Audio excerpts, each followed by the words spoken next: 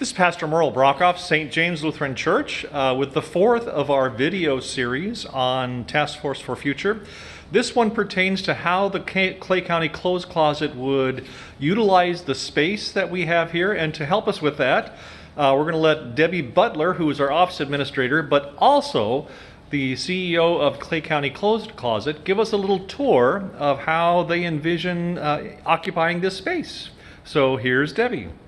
Hi, St. James members. I wanted to take a minute to introduce you a little bit to Clay County Clothes Closet if you're not aware of what we do. We are a 501c3 nonprofit, and we provide clothing assistance for families in the Northland who are in need. They're referred by schools and social service agencies, and we've been doing this since 1962. We've been in a building that's over off of North Cleveland, but it no longer really meets our needs. There are some issues there, so we wanted to share with you today how, if we moved into St. James, Clay County Clothes Closet might best utilize the space in the downstairs area.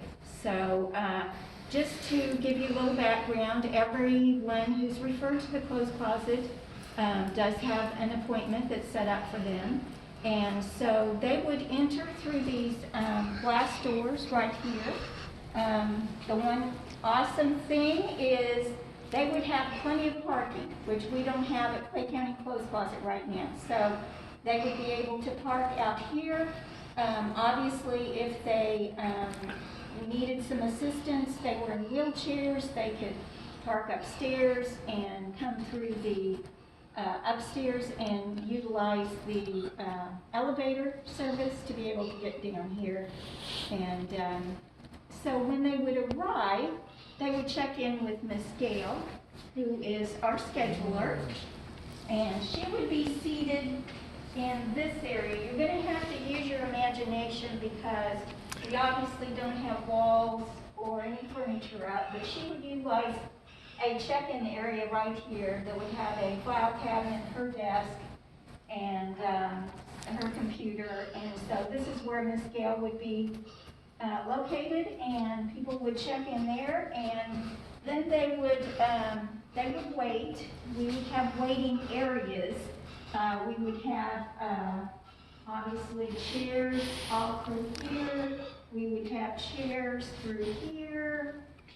We would have our little kiddos library set up right here. Each child who comes to Clothes Closet gets to pick out a book.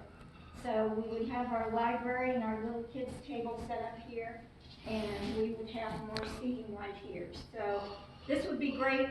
This would have been great during COVID to spread people out. So coming this way, we're going to be going to the area that would be used for our community donations. And we rely on the community to be able to facilitate our clothing resource program. We rely on donations. We get donations of new and gently used clothing.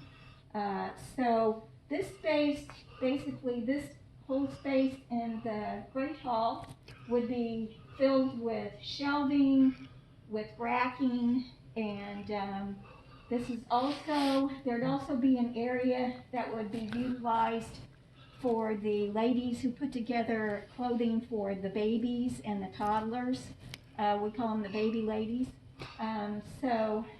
There's actually a small room over there that you're currently using for storage, and that probably would be reused for, that's where the baby ladies would be located. And this area right here is going to be utilized for the men and boys. That would be boys age 7 all the way through teens, so all the way through school, and then the men. And they would select all of their clothing in here, and we would wall off from the bottom of the steps here, put a wall in, so we could separate this area off if people were working in here from the people that were being served. So that's how we would use this space. It's really wonderful that there's a space right here that is being used currently by the food pantry, and it's got freezers in there, but there's plenty of space to turn it into men and boys dressing rooms. We always like our clients to be able to try on all of their clothes. Right now they can't because of COVID, but we all know that's going to change. So they would be able to do that there. This particular space, which is the office space right now, would be utilized for the girls who are age 7 through 18. And they would, in this space, we would have racking, we would have shelving, and again, they would pick out the major part of their clothing. And then this space, which is currently my office area, would be turned into dressing rooms. We would make those actual dressing rooms. And then off to the left here is the copier room, currently the copier room, but we would utilize this for the girls' coat and shoe room, and also the women could get their shoes in here as well.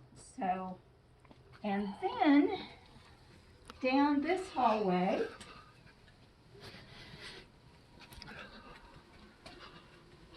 there is an office that would be turned into a couple of dressing rooms right here, that space. And then this is the room that is utilized by the St. James counters. And we're going to open it up into the pastor's office and be able to utilize both spaces for the women's serving room. So this is where they would pick out most of the majority of their clothes. And this would give us a lot more space. Just to give you kind of an idea, the women right now are operating in a space that is 348 square feet.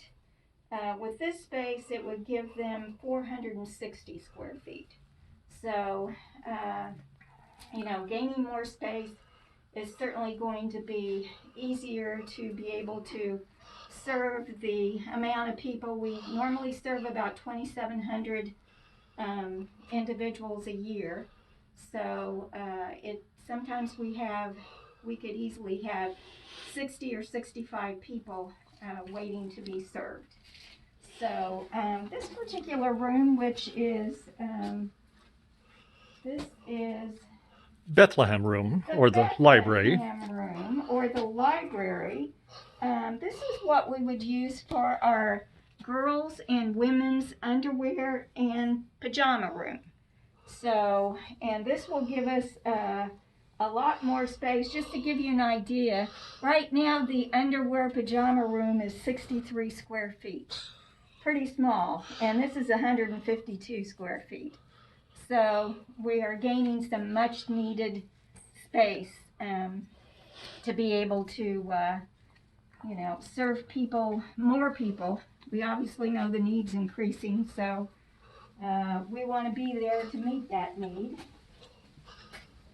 And I appreciate all of your time today, and I welcome any questions you would have about Clay County Clothes Closet and what we do, and anything that relates to Clothes Closet moving over to St. James.